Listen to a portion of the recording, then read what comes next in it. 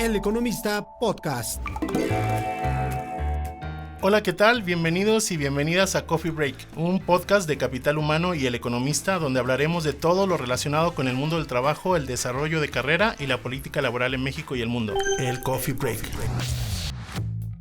Hola, ¿qué tal? Bienvenidos y bienvenidas a esta nueva entrega del Coffee Break, este podcast que hacemos con tanto cariño en Capital Humano y El Economista. Mi nombre es Felipe Morales Fredes y como siempre me acompaña Gerardo Hernández. Gerardo, ¿cómo estás? ¿Cómo estás, Felipe? Pues muy contento, gracias por seguir con nosotros, por acompañarnos a lo largo de este viaje, porque este año en especial, pues Felipe, comenzamos con el tema del video también. Yo sé que nos escuchaban, pero no nos habían visto. Yo sé que pensaban que estábamos así. He insistido mucho a lo largo del año con eso, pero bueno, somos nosotros. Pero muchas gracias, en serio. Oye, increíblemente, Felipe, ya se nos fue el año. O sea, de verdad, yo estoy recordando, pestañé literalmente en enero y ya y ya ahorita es diciembre, ¿no? Así que... Digo, aparte fue un año muchos cambios para nosotros. Exactamente. En lo laboral, ¿no? Bueno, sí, en lo laboral para nosotros, sí. Y en general en el mundo del trabajo. Hubieron muchísimos cambios y de hecho de eso vamos a estar conversando el día de hoy. Seguramente tú tuviste algún cambio inmerso en las cosas que vamos a estar conversando. Sí, el 2024 fue un año, continuó siendo un año de grandes cambios en el mundo laboral en México y en el mundo. Y pues de eso queremos hablar hoy. Este es el último episodio del año y por lo mismo queremos hacer como un recuento de qué es lo que pasó en el mundo laboral. Y para eso tenemos con nosotros como invitado a Alberto Alessi. Él es director general de Manpower Group para México, Centroamérica y el Caribe. Alberto, buenas tardes. Muy buenas tardes, encantado de estar con ustedes en la tarde de hoy. Gracias, Alberto. Muchas gracias por aceptar la invitación. Nosotros tenemos, antes de entrar al tema, siempre tenemos una tradición porque nos gusta conocer un poquito más de las personas que nos acompañan. Y nos gustaría preguntarte cuál fue tu primer empleo y qué lecciones traes para el día de hoy. Pues mira, mi primer empleo, formalmente hablando, recuerdo fue de recepcionista administrativo en un gimnasio. ¡Wow! ¿Sí? Tenía yo, ya estaba saliendo de los 17, entrando hacia los 18 años. Ya estaba a punto de comenzar la universidad. Y pues nada, empecé un poco ahí a tocar puertas, conversar con algunos amigos y me dice, oye, casualmente hay un amigo que está saliendo ahora del gimnasio, tiene el turno de las 5:30 de la mañana.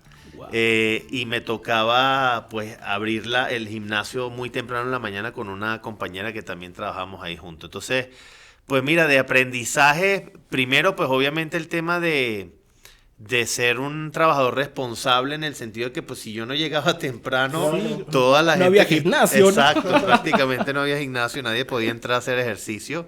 Y ahí fue cuando verdaderamente yo creo que empecé un poco a entender el tema de la atención al cliente, ¿no? Uh-huh.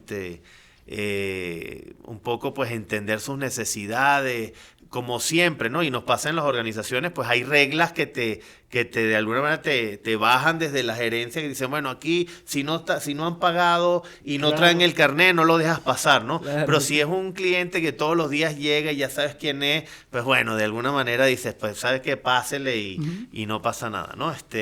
Ese fue mi primer empleo formalmente hablando, aunque informalmente hablando, te podría decir que desde los 14 o 15 en mi casa tenían comercios. Okay. O sea, mi familia tenía pequeños comercios y desde muy temprana edad, pues me tocaba ir a entregar las mercancías con los choferes de la compañía y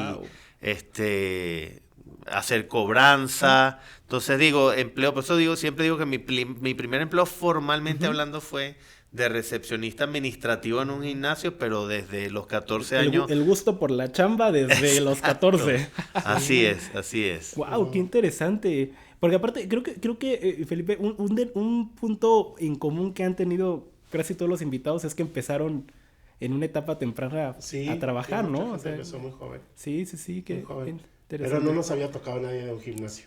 No. O sea, no, sí, eso sí, Y ahí no te conviene pelearte con los clientes. No, imagínate, no, por supuesto, no. Le agarras mucho más gusto al servicio al cliente, me imagino, ¿no? Mejor llevar la fiesta en paz. Oye, Alberto, totalmente. Entrando de lleno al tema, si tuvieras que describir el 2024 del mundo del trabajo con una sola palabra, ¿cuál sería y por qué? Mira, para mí la palabra sería evolución. Creo que una de las cosas que seguimos viendo dentro del mercado laboral, y 2024 de alguna manera sigue siendo reflejo de todos los años previos que hemos vivido, y con toda la cantidad de cambios que se han venido, yo diría pre y post pandemia, ¿no? Porque siempre como que nos anclamos solo al tema de la pandemia. Digo, sí fue definitivamente un agente de cambio importante, pero ya desde antes veníamos con varios cambios importantes, ¿no? Pero para mí el 2024 yo diría que es evolución, porque seguimos de alguna manera enfocados en que todos y cada uno de nosotros que de alguna manera somos o vamos a formar parte del mundo laboral, necesitamos aprendizaje continuo, necesitamos entender que la única seguridad laboral nos las da el mantenernos constantemente actualizados, el entender, pues si hoy de alguna manera sabemos que hay algún sector que está un poco más, digamos, deprimido en cuanto a generación de empleo, pues cuáles son los otros que sí van a estar contratando personal. Y 2024 se ha comportado para mí definitivamente así, como una constante evolución. Yo hablo muchísimo con directores de recursos humanos, vicepresidencias de recursos humanos, y el reto sigue siendo: ¿dónde consigo el mejor talento? Claro. ¿Cómo hago para retener a ese mejor talento? Y pareciera muchas veces un poco, y escuchándolos, como que hay cierta frustración, pues porque o no logran conseguir a ese candidato o candidata ideal, o no logran de alguna forma retenerlo. Y muchas veces pregunto, bueno, ¿y cómo ha evolucionado tu área para que de alguna manera puedas hacerle frente? Entonces yo te diría, Gerardo y Felipe, que para mí la palabra en 2024 es, más allá de transformación, resiliencia, flexibilidad, etcétera, yo creo que sería evolución laboral. No, totalmente. Y aparte mencionas dos cosas que pueden sonar muy repetitivas cada año, pero la verdad es que cada año que pasa se van afianzando más. ¿Cómo consigo el talento con las habilidades adecuadas? Pero también, una vez que ya lo conseguí, ¿cómo lo retengo, no? O sea, porque también esa es otra realidad. La gente ya no está permaneciendo, por X o Y razones, ¿no? Pero la gente no está permaneciendo el mismo tiempo en las empresas, está más dispuesta o más abierta a cambiar de empleo. Y la gran pregunta es lo que tú mencionas, ¿no? O sea, bueno, pero ¿qué estamos haciendo internamente para que la persona se quede, ¿no? Y eso pasa mucho por la evolución también hasta de los departamentos de RH, ¿no? Sí, y para mí es bien interesante porque ustedes en Manpower hacen un análisis muy puntual del déficit de talento. De hecho, esa cifra la toma todo el mundo después, ¿no? Y no baja. Y sí, entonces es finalmente más de 6 empresas de cada 10 empresas tienen ese problema de cubrir, ¿no? La necesidad de talento. Para que la audiencia pueda entender un poco, ¿a qué se refieren ustedes cuando miden precisamente este déficit de talento? Sí, como bien comenta Felipe, nosotros durante el año lanzamos una cantidad importante de estudios que hacen de alguna manera referencia a lo que estamos midiendo de las realidades en el mercado laboral. Específicamente este estudio que se llama Escasez de Talento, lo que básicamente hace es hacerle algunas preguntas a los empleadores. Una en particular es si tienen dificultad a la hora de conseguir talento, ¿sí? Y ahí es donde esa cifra que comentas, de 6 o 7 de cada 10 contestan tener dificultades, ¿no? Y obviamente ahí ya empezamos a hablar de cuál es el porcentaje de alguna manera de dificultad que estamos de alguna manera enfrentando a las organizaciones. Y ya luego lo que hacemos ya es digamos como un drill down de la información y bueno, ok, a ver, explícanos por qué no estás consiguiendo el talento, ¿no? Entonces, hay creo que un poco más de 10 items en particular. De los principales suelen ser, en primer lugar, experiencia laboral de los candidatos o de las candidatas. Luego el tema de ajustes en horarios y salarios, es decir, puede que la organización esté ofreciendo salarios que no cubren las expectativas de esas personas que están aplicando las vacantes. Y luego ya después hay un poco de todo, no conseguimos algunas habilidades técnicas en particular, o no conseguimos algunas habilidades blandas, o el candidato o candidata no posee el nivel de inglés que estamos requiriendo para este puesto en particular. temas incluso de distancia. Hay veces pues que a lo mejor los centros de trabajo están un poco alejados de las zonas urbanas y pues la gente no quiere, no sé, tomar el camión que incluso puede estar dando la organización porque le toma 1 hora o 2 horas llegar al trabajo. Pero básicamente un poco esos son los retos. Cuando tú un poco miras la pirámide de lo que hay disponible en el mercado laboral, esa famosa población económicamente activa, lo que nos damos cuenta es que seguimos en la base de la pirámide, es decir, mucha gente con capacidades técnicas y blandas muy transversales, de muy poco valor agregado, y obviamente se va achicando a medida que va subiendo. Entonces, empleos hay, te lo puedo garantizar. Nosotros mensualmente tenemos una cantidad importante, son miles de vacantes que de alguna manera cubrimos para todos y cada una de las empresas de diferentes tamaños, de las más pequeñas hasta las más grandes. Y créeme que sí hay, lo que pasa es que claro, se ha venido sofisticando mucho más el nivel, el perfil que estamos solicitando, pues porque los clientes, usuarios finales también se sofisticaron, ¿no? Claro. Y cobra mucha relevancia lo que mencionabas al principio, y me gustaría retomarlo, el tema de, tú lo mencionas muy bien, o sea, el 2024 ha sido un año de mucha evolución, pero al final de cuentas, si como candidatos o como postulantes a una vacante no nos actualizamos o no vamos viendo qué es lo que está demandando en estos momentos el mercado, pues nos vamos quedando, ¿no? Rezagados. Y como tú dices, es hasta paradójico porque pues una persona que está en esos momentos en una búsqueda de empleo puede decir, bueno, yo llevo tiempo buscando, no encuentro, y cómo es, pero me dicen que sí hay, ¿no? O sea, pero más bien muchas veces es ese tema, ¿no? Que no se hace el match. Sí. Y es una guerra, o sea, esa famosa guerra por el talento es muy reducida, porque no es que se está peleando a todo mundo, sino como decías tú, ciertos esa perfiles, pirámide, ¿no? Se va reduciendo y esa guerra del talento se va enfrascando en esos niveles más especializados, ¿no? Sí. Yo un poco el fenómeno que veo es, tenemos una, cantidad de información importantísima que estamos recibiendo todos, ¿ok? Pero me parece que a la hora de buscar empleo no hacemos de alguna manera uso debido de los canales de alguna forma idóneos para conseguir empleo, porque me ha pasado en muchas ocasiones en otros podcasts o en otras entrevistas, incluso en el interior de la República, donde dicen, oye, es que aquí estamos en Gómez Palacio o estamos aquí en Aguascalientes y aquí en el estado tenemos un índice de desempleo de los jóvenes, que si quieren luego tocamos ese tema que es importante, pero el índice a nivel nacional está entre el 2 y 3%, pero el de los jóvenes en mi estado está en un 8 o 9%, ¿sí? Y te pones a ver un poco cuál es la composición de, bueno, cuánta gente se está matriculando y se gradúa, en qué tipo de universidades o carreras técnicas, en qué tipo de carreras, y luego te das cuenta que esos estados están graduando una cantidad de profesionales que no necesariamente están de alguna manera relacionados con todas las vacantes que se están abriendo en ese estado. Sin embargo, veo en otros estados, por ejemplo, Jalisco es un ejemplo interesante. Jalisco de toda la vida ha venido trabajando en el sector de IT, ¿no? Nuestro Silicon Valley mexicano. Y ellos saben que hay una cantidad de certificaciones técnicas que van a requerir un volumen importante de contratación de gente. Nosotros allá tenemos clientes que nos dicen, hoy tengo 1,000 empleados en esta mesa de ayuda que atiende a Estados Unidos y Canadá, y ya el corporativo que teníamos en India se cierra y se van a traer 2,000 vacantes para México.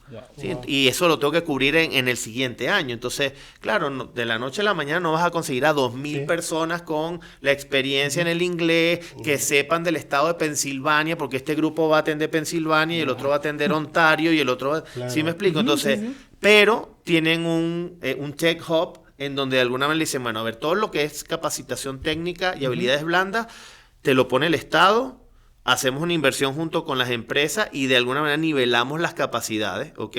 Y ya después obviamente evoluciona ese personal en función a la propia labor, ¿no? Pero yo creo, y cuando incluso vamos a colegios de bachilleres, ya jóvenes que están haciendo sus pasantías, sus training programs, están totalmente perdidos de dónde hay trabajo, qué skills se necesitan, etcétera, ¿no? Sí, entonces, mucha falta de información. Lo hemos hablado mucho, que una parte muy deficiente del sistema es la orientación vocacional y esa necesidad urgente de que los jóvenes tomen decisiones informadas respecto de su carrera y de las necesidades que tiene el mercado. Alberto, mencionabas hace un rato el tema de la pandemia, ¿no? Yo sé que el mundo laboral, pues no, o sea, antes y después de la pandemia ya venía con cambios, ¿no? Pero la pandemia fue como un catalizador de muchas cosas. Y parece como que fue muy lejana y no es tan lejana, ¿no? ¿Qué cosas de la pandemia crees que ya, cambios que impulsó la pandemia que ya se quedaron como permanentes en el mercado laboral? Mira, para mí una de las más importantes creo que fue el liderazgo humano, ¿sí? Aparte de otras muchas, pues que ya me imagino que en muchos de los podcasts que lo han venido tocando, y es el tema de la flexibilidad, flexibilidad laboral, el tema de la salud mental, física y emocional de los trabajadores, que pues obviamente cobró mucho mayor importancia, pero yo sí rescataría una en particular, tiene que ver con el liderazgo humilde que corresponde de alguna manera a los que pues, son gerentes, directores, etcétera. Porque de alguna forma, aunque como tú bien dices, Felipe, pues lo que han pasado nada más han sido poco más de 4 años, ¿ok? La forma en la que gestionamos a los equipos sí cambió de una manera importante. Uno, pues porque tener a los equipos en remoto de alguna manera ya hacía que ese tramo de control que tenía el líder, que era jerárquico, no era un líder genuino, pues se perdió. Y allí de alguna manera ya empiezas a ver las carencias en las habilidades blandas que puede o pudo haber tenido ese gerente, ¿ok? O directora, o coordinador, o jefatura, ¿no?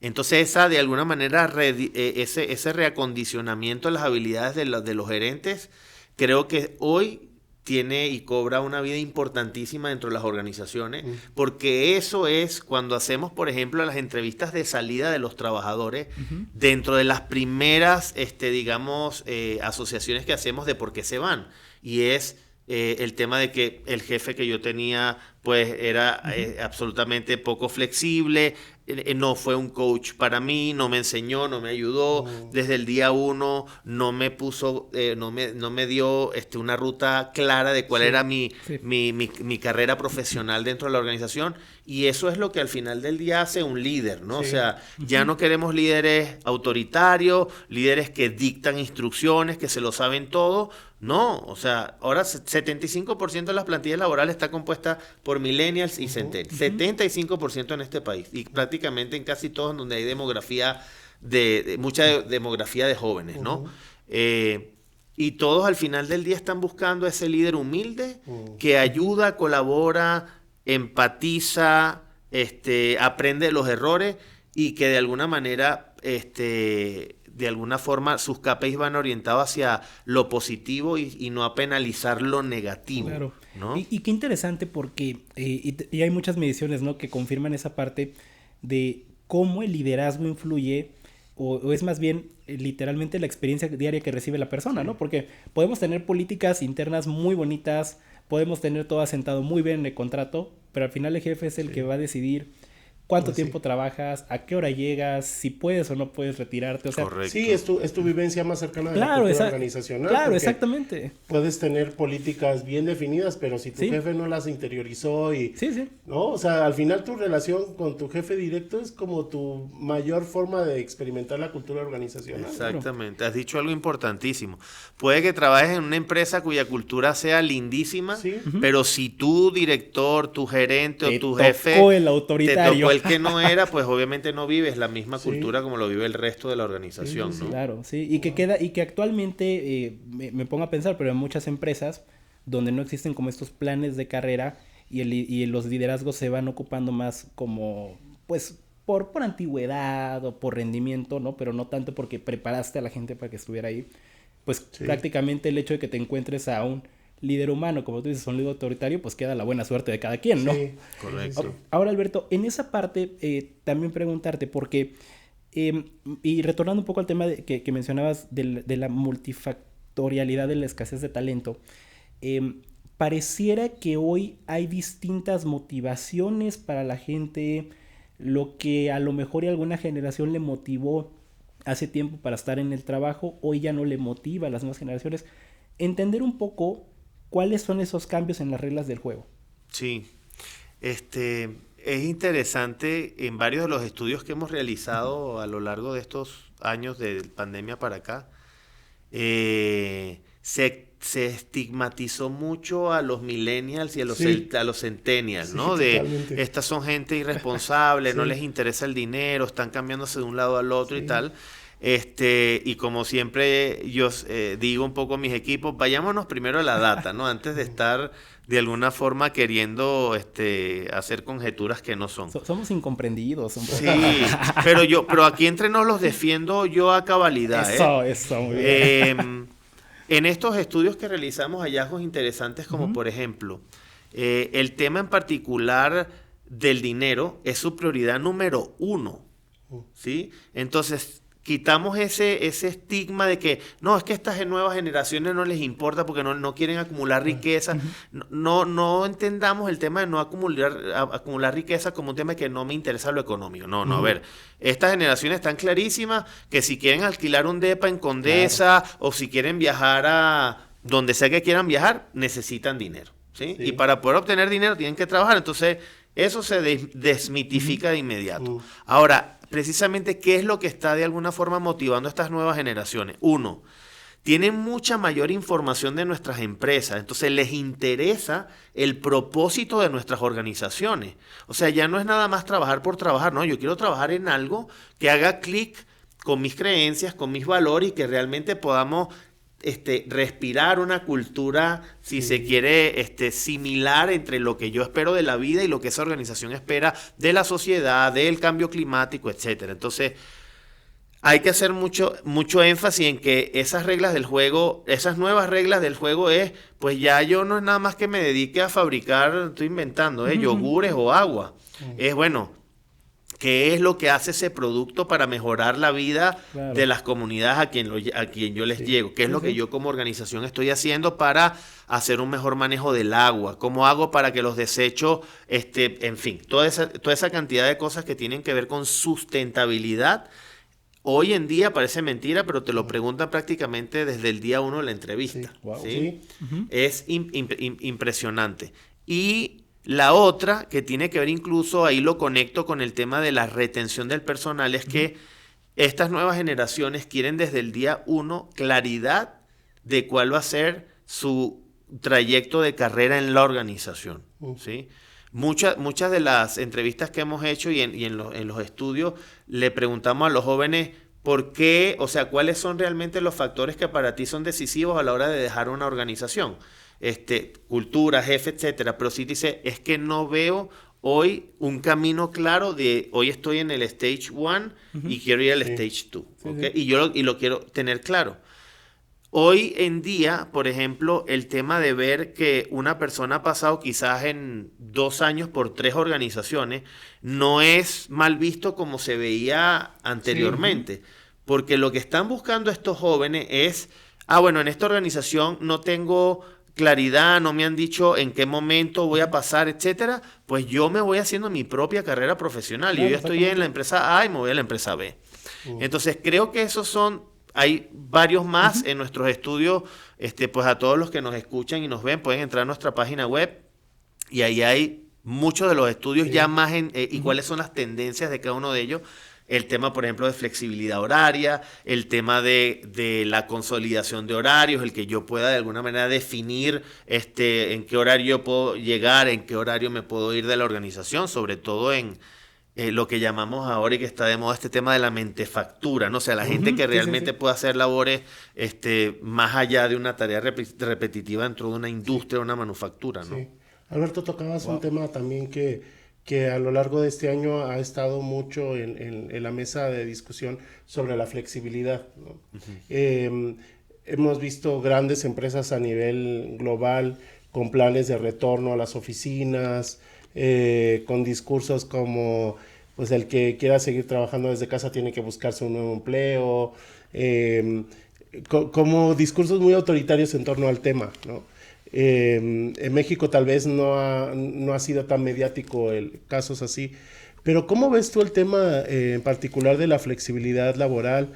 ¿La tendencia va hacia borrar todo lo que se logró la pandemia o de verdad se han instaurado nuevos modelos de trabajo. Sí, a ver, número uno, sí hemos escuchado 2 o 3 casos, pero son casos puntuales, ¿sí? Sí. No es algo que esté de alguna manera generalizándose a nivel global de que pues pasamos de blanco a gris y ahora de gris a negro de la noche a la mañana, ¿no? Nosotros lo que estamos viendo es que todo depende específicamente del tipo de sector y del tipo, digamos, de actividad que tú realizas. Partamos de la base de que en México solo entre el 3 y el 5% del total de la población económicamente activa y trabajando en empleos formales tiene de alguna manera la posibilidad de hacer trabajo remoto, ¿sí? Entonces muchas veces nos enfocamos en temas de solo trabajo remoto, pero es que solamente el 3 o el 5, entre el 3 y el 5%, Nos ¿sí? olvidamos de los demás. Claro, o sea, los demás, a ver, el 54% de informalidad que tenemos en el país, pues lamentablemente esa gente tiene que estar allí en el sitio para poder ganarse la vida. No es que pueden montar un tianguis y lo atienden vía remota de su casa, ¿no? Pues lo mismo pasa en el sector formal.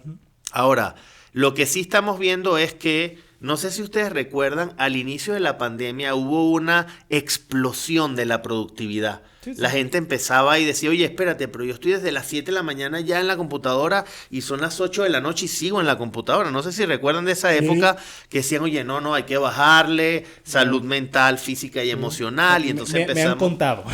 Sí, luego hubo una como normalización de los que estábamos, digamos, trabajando remoto. No, a ver, pero igual siempre hay que poner stops, hay breaks de 10, 15 minutos cada 2, 3 horas, y ese tipo de cosas, ¿no? Entonces, yo creo que ahí llegamos digamos, de mi punto de vista, como al clímax de la productividad sana, ¿ok? Sí. Lo que de alguna manera estamos viendo es que si bien aquellas empresas que no habían establecido KPIs concretos para poder medir a la gente que no estaba en la oficina, empezaron a funcionar, sí se está empezando a ver, y eso sí de alguna manera son conversaciones que yo tengo con la gran mayoría de gerentes de recursos humanos, y es que se está de alguna manera viendo en algunos sectores y áreas en particular, áreas funcionales de la organización, que las productividades están empezando a mermar. ¿Por qué? Porque si hay un grupo, y ya hay muchas empresas que están haciendo estudios internamente de ello, tanto de clima, y agregan obviamente una serie de preguntas adicionales, en donde, pues bueno, no pasa nada si yo el día de hoy, pues digo que voy a trabajar desde la casa y solo le dedico 4 horas en la mañana, pero luego las 4 horas por la tarde no me dediqué a hacer eso. Y eso de alguna manera está empezando a redundar en baja productividad. Claro. Entonces no va a desaparecer, concretamente a tu pregunta, Felipe, no va a desaparecer. Lo que yo sí creo que vamos a empezar a ver con un poquito mayor, en mayor grado, digamos, de rigurosidad, es que cuando esos KPIs no se cumplan, vamos a empezar de alguna manera a llamar a la gente a que venga y retome las productividades en las oficinas. Claro. Eso es lo que de alguna manera estoy viendo como tendencia, pero repito, si tienes a un grupo, sobre todo en Haití, por ejemplo, la gente de Haití trabaja mucho desde la casa. Oye, si tú tienes un proyecto y lo estás entregando a tiempo, no tendrías por qué penalizar a esa persona de llegar a la oficina. Repito, temas de KPIs claros, llegas a tus KPIs, tienes el beneficio, no llegas a tus KPIs, ven que te ayudamos a trabajar, porque ojo, también lo queremos ver a veces como, es que el empleado lo está haciendo a propósito y muchas veces que ya la gente perdió el foco, está haciendo 30,000 tareas al mismo tiempo, las madres pues siguen obviamente con tareas del hogar y se las delegaron en un 100% ahora que le dieron permiso de estar desde la casa, entonces... Sí, es cierto. Sí, tiene muchas aristas, porque al final es como, bueno, me gusta lo que mencionas, porque hay una parte de corresponsabilidad. Exacto. Correcto. No todo es responsabilidad del empleador, sino si como equipo de trabajo no estamos dando los resultados, ¿cómo esperar que se mantenga un esquema flexible? Sí, ¿no? que el tema no es solo cambiar la forma en la que trabaja, o sea, estructuralmente la empresa cambiar la forma de trabajo, sino que también uno tiene que cambiar su forma de trabajar en para cumplir con esos objetivos, ¿no? Sí. Pero la otra es esa forma en la que se evidenció las organizaciones o los equipos que no tenían KPIs claros para medir el resultado de las personas, ¿no? Sí, porque también. Si solo era en función de las horas que la persona cumplía, entonces eso es mucho más subjetivo. Totalmente. Medirlo, ¿no? Y no porque trabajemos más horas somos más productivos, y creo que tenemos mucha data disponible que pues nos dice, en el caso de México somos de las sociedades que más horas trabajamos a la semana y sin embargo somos no estamos en los primeros lugares de productividad, ¿no? Por así decirlo. Pero sí, coincido en que tiene que haber una corresponsabilidad, KPIs claros y en función a eso pues simplemente ir ajustando cuando pues los números no se cumplen, ¿no? Oye, Alberto, y ya digamos como a modo de recomendación, porque has dado un repaso muy amplio en todas las tendencias que hemos visto en este año. A mí no me gustaría estar en recursos humanos en estos momentos, la verdad. No, pero ¿qué le recomendarías justo a esta persona que está al frente, topándose con todo esto en el área de recursos humanos? Digo, no platicamos ahorita, pero a eso hay que añadirle pues toda la ola de cambios regulatorios. O sea, ¿qué le recomendarías tú a esa persona que seguramente en estos momentos dice, se me vino la noche encima? Claro. Yo volvería al inicio de lo que comentaba en el programa, evolución, ¿sí? No comentamos el tema de tecnologías de la información aplicada a recursos humanos. Bueno, y al mundo en general, ¿no? Pero mis recomendaciones, digamos, de cara a las áreas de recursos humanos es, número 1, prediquen con el ejemplo, ¿sí? Es decir, si estamos apoyando a la gente para que haga desarrollo de carrera, si los estamos llevando para que actualicen, digamos, todas sus habilidades técnicas, lo mismo tiene que ocurrir en las áreas de recursos humanos. Las áreas de recursos humanos tienen que volverse mucho más tecnológicas, tienen que de alguna manera empezar a customizar todas y cada una de las necesidades que hay dentro de su organización. No podemos pretender seguir de alguna manera tratando a todos por igual. Bueno, le vamos a poner un curso de liderazgo a todo el mundo. No, espera, a lo mejor a un grupo le gustaría un curso de oratoria, y a otro le gustaría un desarrollo en algún área de IT, aunque no sea su área de expertise, porque quiere explorar otros skills, otras habilidades. Entonces yo creo que las áreas de recursos humanos tienen que seguir evolucionando, tienen que empezar a incorporar mucho más inteligencia artificial a sus procesos, tienen que confiar en que esa inteligencia artificial les puede de alguna manera abonar y contribuir al trabajo, y no simplemente entrar en pánico porque es que vamos a destruir una serie de puestos de trabajo y entonces todo el mundo tiene miedo de perder el empleo porque la AI nos va a venir a sustituir al 100%. Entonces creo que eso por un lado. Lo otro es, estas generaciones demandan mucho más de nosotros, ¿sí? Entonces hay que establecer planes de carrera ad hoc, hay que tener de alguna manera claro cuáles son esos key potentials de la organización que sí queremos seguir reteniendo en la organización y tener planes para ellos. A los jóvenes les está de alguna manera llamando mucho la atención el hecho de que los puedan ir cambiando y asignándoles proyectos diferentes a lo largo un poco de su carrera profesional, es decir, mantenerlos entretenidos. Digo, la diferencia quizás con nuestras generaciones, quizás generación X y los que estamos antes de los X, es que a lo mejor pues digo, bueno, pues si era aburrido ni modo, pero me toca hacerlo y ya está, ¿no? Sí. Era lo que había que Era hacer. lo que había ¿no? y más bien le doy gracias a Dios que tengo el empleo, ¿no? Sí. Las nuevas generaciones no, o sea, son mucho menos apegadas a eso, y si yo no estoy aprendiendo, si yo no estoy de alguna forma, no me mantienen entretenido en otros proyectos, pues mira, me aburro y me voy. Entonces, claro. Eso es algo clave, digamos, de cara a las áreas de recursos humanos para que, pues simplemente evolucionen. Pues qué importante todo lo que mencionas. Yo espero que estén apuntando ahí. Sí. Ya pues del 2024 ya no se pudo, pero en el 2025 hay que tomarlo en cuenta, ¿no? Sí, oye, Alberto, ¿y cómo ves el 2025? Ustedes recopilan mucha data a lo largo del año, ¿no? Y platican con muchas empresas, pero ¿cómo ves 2025? Pues acabamos de hacer hace un par de días el lanzamiento de los resultados de nuestra encuesta de expectativas de empleo. La verdad es que se avisora un primer trimestre del año 2025 bastante positivo en materias en intención de contratación.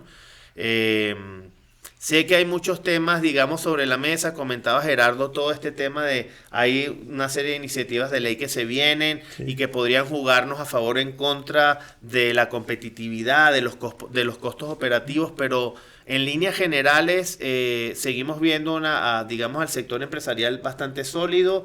Siguen habiendo, si se quiere, un número importante, digamos, de vacantes que hay que cubrir. Es decir, las organizaciones siguen teniendo necesidades. Y en esta última encuesta estuvimos en el top 5 de los países con mayores intenciones de contratación para el primer trimestre. Así que el panorama, digamos, lo vemos bastante positivo. Tendremos retos, pues como todos los años, cuando no hay cambio de presidente, pues de repente hay temas en las cámaras de senadores y diputados y hay nuevas iniciativas, y ahora el tema de los aranceles. Vamos a estar renegociando el Tratado de Libre de Comercio en el 2026, así que pues ni modo, a seguir reinventándonos, a seguir tomando, digamos, control de lo que sí podemos de alguna manera gestionar, pero en líneas generales vemos, repito, un inicio de año bastante positivo, y van a seguir llegando las empresas a través de nearshoring. Seguimos viendo, si bien hubo un poco de stand-by, esperando a ver qué pasaba con las elecciones en México y luego las elecciones con Estados Unidos, yo por lo menos hago giras a nivel nacional y hablo con todo el empresariado y me siguen indicando, no, Alberto, pues ya yo tengo ahí la planta, le invertimos $1,700 millones y vamos con todo, y hay que seguir surtiendo el mercado norteamericano y el canadiense y el global, así que aquí estamos y aquí seguimos, ¿no? Así que a buscar dónde es que está el empleo Sí, o sea, o sea, en RH no hay posibilidad de aburrirte en estos momentos. No, para nada. Está súper movido. Está súper movido. Sí, más bien un respiro, ¿no? Sí. Alberto, ya estamos por finalizar, pero nos queda todavía una dinámica más. Esto se llama Piensa Rápido. Vamos a decir nosotros una palabra que se nos viene a la mente. Tú nos respondes lo primero que se te venga a la mente después de escuchar esa palabra. ¿Te late? Súper. Comenzamos. Felipe, ¿quieres comenzar tú? Sí. Venga. Muy bien. Atracción de talento. Desafíos importantes. Teletrabajo. Con mesura y KPIs claros. Relaciones laborales. Muchos cambios, foco en la legislación y en sus costos operativos. Flexibilidad laboral. Corresponsabilidad. Guerra por el talento. Buscar a los mejores es hacerte el mejor buscando a los mejores. 2024. Evolución. ¿Y 2025? Esperanza de más trabajo. Excelente. La última, está difícil. El coffee break. Genial para seguir aprendiendo. Excelente. Alberto, muchísimas gracias de verdad por acompañarnos. Pues aprovechando también el espacio, desearte un excelente 2025 que venga con todo, o sea, con mucho trabajo, por supuesto, pero sobre todo con mucho aprendizaje, con mucho crecimiento. Y pues, Felipe, ya nos vamos. Pues Alberto, muchas gracias. ¿Cómo te encuentra la gente en tus redes sociales? Pues estoy como Alberto Alessi en LinkedIn, igual estoy en Instagram, en X, así que por mi nombre en prácticamente todas las redes. Perfecto. Muy bien, pues muchas gracias por estar con nosotros. Como decía Gerardo, todo lo mejor para ti y los tuyos este 2025. Igualmente, pues que la pasen bien, felices fiestas y felicidades nuevamente por el programa, está muy padre. Muchas gracias. Y pues gracias a todas las personas que nos escuchan. También nuestro deseo para el 2025 va para todos ustedes, que sea un año de mucho crecimiento, de mucho desarrollo profesional, de mucha cultura, de buena cultura organizacional, y que sea un año de muchos logros.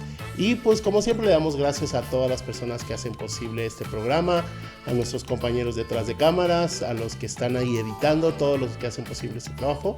Y les recordamos, la oferta de podcast del Economista está disponible para ustedes con todos los temas. Así que Gerardo, nos despedimos. Nos despedimos, Felipe, muchas gracias por acompañarnos a lo largo de este año. Nos vemos en 2025 con todo, pásenla de lo mejor y si hacen fiesta, pues ahí invitan.